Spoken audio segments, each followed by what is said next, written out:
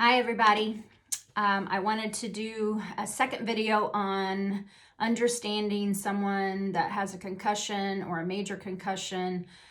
I, again, am not a doctor, if I mentioned that before, of course, but, I call it a major chronic concussion because I'll still have repercussions from being hit by a text driver and suffering a concussion for so many years.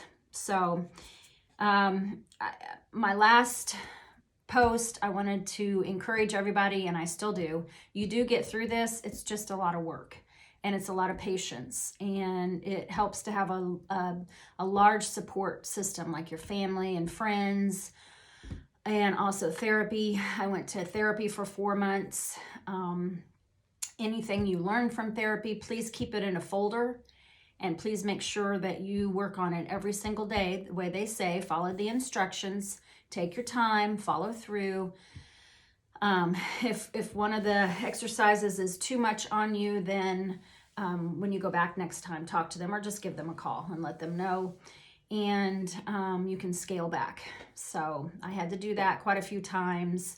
I did videos that were where I would just watch them and just watch a slow-paced video, because I mentioned being in the car in my last video and being nauseated, and it was in the pressure, it would just shut down my breathing. We tried to travel somewhere and we tried to walk among people, and cars were involved going past and people were everywhere, and it was too much stimulation for my brain, and I couldn't function, and I didn't know whether to try to eat something, but I asked to be able to go and lay down. And so my husband took me back to lay down. But once we got back to his truck, my mind started calming down. I started calming down, and I was able to relax and get through that episode. So there were several episodes like that. Don't panic through them. Just know that others have gone through it and you can make it through that. Okay, so I experienced sweating and nausea a lot, and I experienced a lot of headaches and a lot of neck ache from the pressure of being flipped in my car and hitting that rocky ground underneath me so many times. So that was just something that I had to get through. I, of course, took Tylenol. I took ibuprofen for a while, and realized you're not really supposed to take it as long as I did. So I hope, that all worked out body-wise. So it affects your liver. I believe that's what they said, trying to process it through your liver. So, and that may just be the ibuprofen. I don't know if that's Tylenol involved also. But I still get headaches. I get quite a few. I try to do massage and pressure therapy. There is a band that you can get that applies the pressure in case it goes into a migraine, which mine did a couple of times. And so you could check those out, and then masks that you can wear to check those out. I actually have them on my Amazon store, the masks. So if you want to check out my Amazon store, it's Jennifer J. New, and it's my Amazon storefront, and I think it'll be kind of easy to find me. If I knew how to put links on here, I would, but that's all. I'm just learning about everything and how to do links on all my bios. So be patient with me. I'll get there. All right. So going forward with that, and forward and backwards. So visions and hallucinations. I experienced hallucinations as I thought I was awake. So maybe I was in a partial sleep pattern, awake at times, but then also when I was fully awake, I would see people, and I have done that recently. So it's kind of a humbling experience, because you don't know, is that an angel? Is that someone from an ancestor from my past? Who's standing there in my room with me or beside me or looking at me in my face?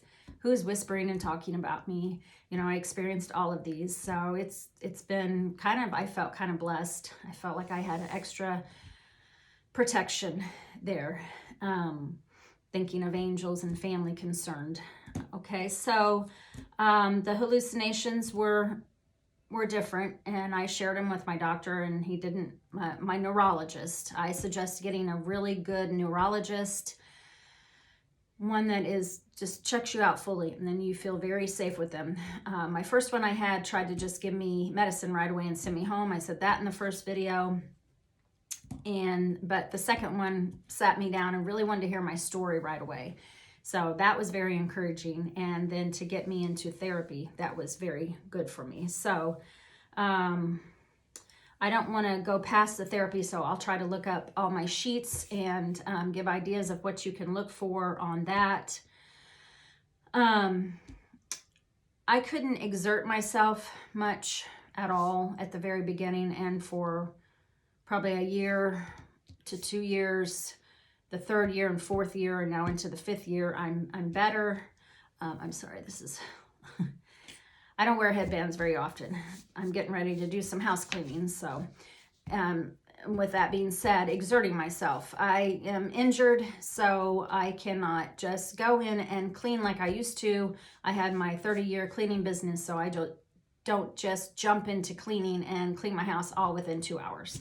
That does not happen. It is a work everything through the week. So there's been a lot of planning with this major concussion. Plan each day out for everything that you want to do. So get a planner. I suggest a happy planner because I love them and I think they're beautiful. And my last one is called Wild and Beautiful. And then the other one is beautiful as well. And you'll find that on my store. But planning out your days, planning out what you're going to do, because you're going to start getting stronger and being able to work yourself back into maybe your old lifestyle. I could not, but I could work myself into a new lifestyle that the Lord has really helped me with through prayer. And I'm really enjoying just the different direction that I'm going. I always loved to read and write, so I'm now able to read a lot more, and I'm able to write more, and I'm able to be on, and I have like another minute I want to be on here. I went over last time. I don't want to go past 10 minutes. So quickly, I might have mentioned this, but the phone, the computer, reading, putting my head down, moving and motions. Oh, that is so difficult. Don't lose hope. Still, after 5 years, I can be on my phone. I can be on the computer, and I can just have the computer, my phone look sitting beside me, and the computer's up, and I'm trying to read or write something, and then my phone goes off. One of my daughters texting me, and I look, and all of a sudden I'm consumed with sweat and nausea and a panic, and it's too much. It's still too much. And don't lose hope on that. Please encourage each other. Encourage those that are going through this. Encourage yourself. It's okay. Scale back. Step away from that computer and the phone for a little while. Go do something different. Watch a slow-paced cartoon. Watch, I liked Bluey. Bluey was just, it was a little loud for me, a little excited, but some of the more toddler, and you may not like cartoons, but something that's very relaxing to you, a Western, a romance movie, you know, something just more slow-paced.